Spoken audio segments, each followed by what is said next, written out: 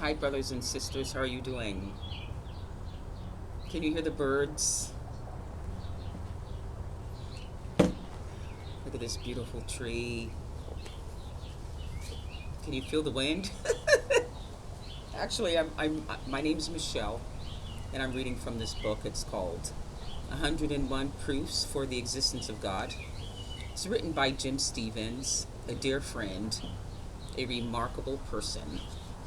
So, you know what? I mean, there are 101 proofs to the existence of God written about in this book. But even just look around us.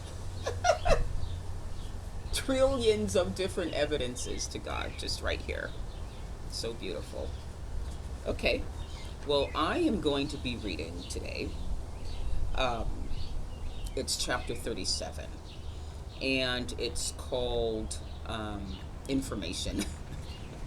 All right. Let's hear what Jim has to say. There is enough capacity in a single human cell to store the Encyclopedia Britannica. Let me read this again.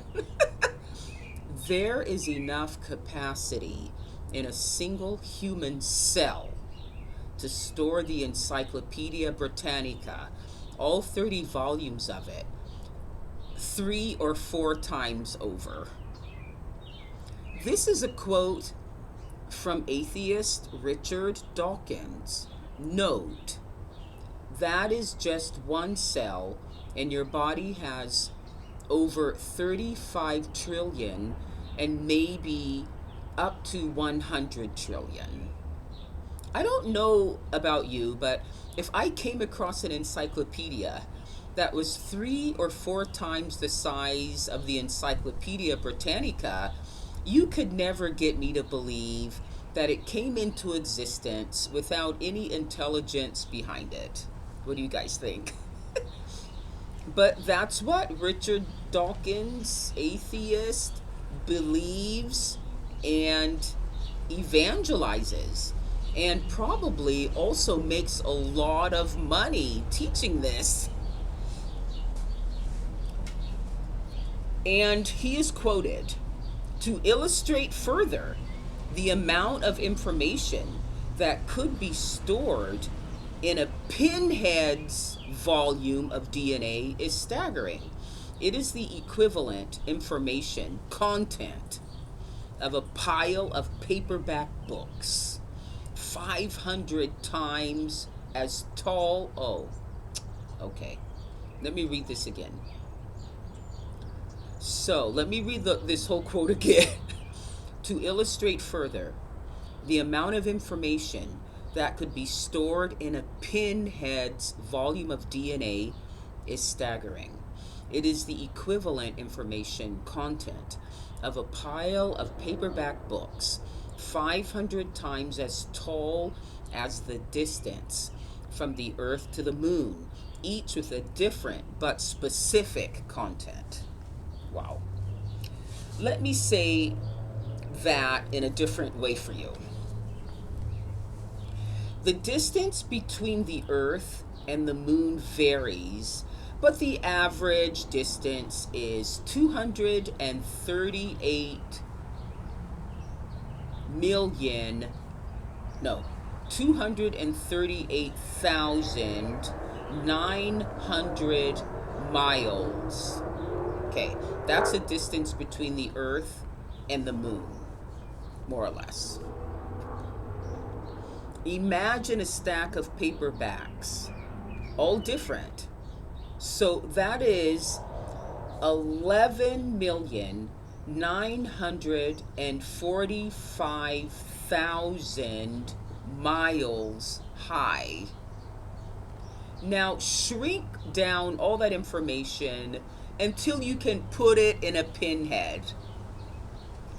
That is the reality of the world around us. By accident? I don't think so.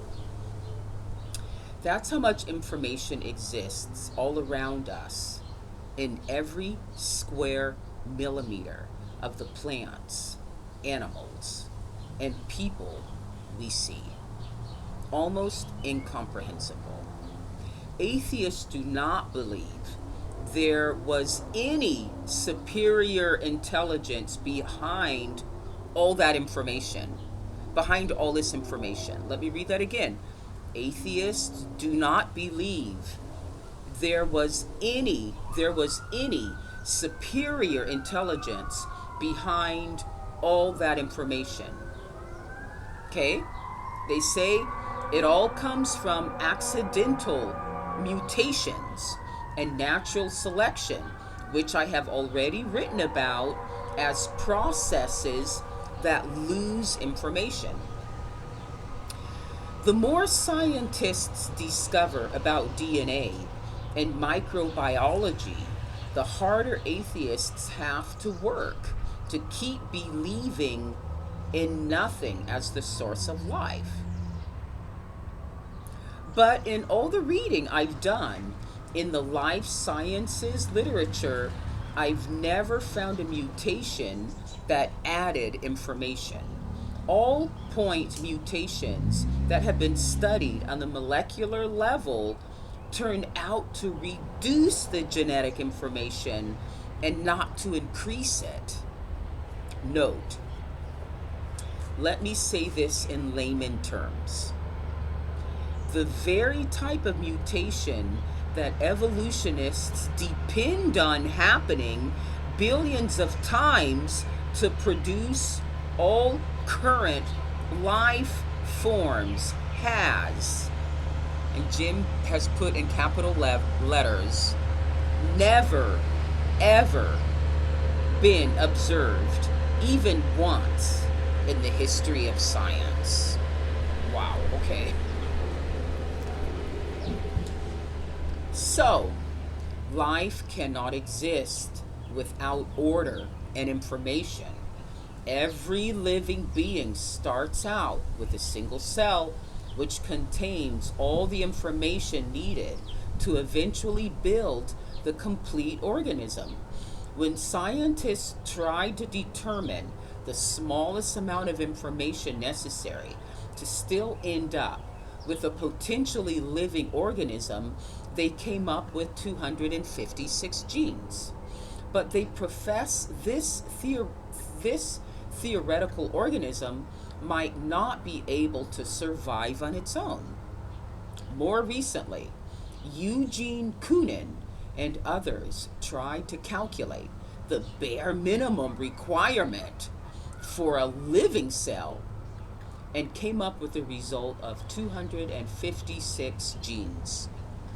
But they were doubtful whether such a hypothetical bug could survive, because such an organism could barely repair DNA damage, could no longer fine-tune the ability of its remaining genes, would lack the ability to digest complex compounds, and would need a comprehensive supply of organic nutrients in its environment. Okay? Is it really credible that random processes could have constructed a reality, the smallest element of which, a functional protein or gene, is complex beyond our own creative capacities?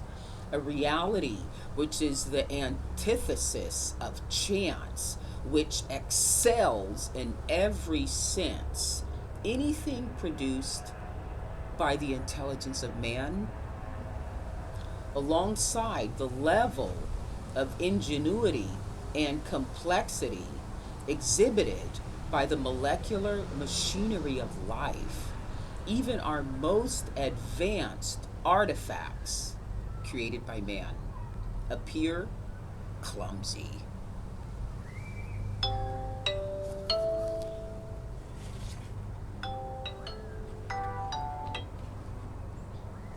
I'm sorry about that.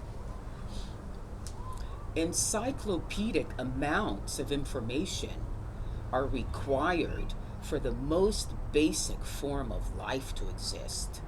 It could not be assembled step by step and then suddenly come to life. The information had to already be there at the beginning of life. Imagine the most complex system you can think of. Say a supercomputer, a skyscraper, a spaceship, whatever. The amount of information to build those systems, wow, is not enough to build the first living cell. Wow. So life is no accident. Wow, I got goosebumps reading this one. So there has to be God. Wow, this one is really like this one. Thank you so much, Jim. Yeah. So I had a few words with Jim the other day, and he said that, you know, as he was looking at the videos, he says, wow, I don't even remember writing all of that. I think it's because so much of it is inspiration from God. That's what I think. Okay. All right. Well, thank you so much. Thank you so much. Thank you so much, Jim. And I look forward to seeing you guys another time. Okay. Take care. Bye.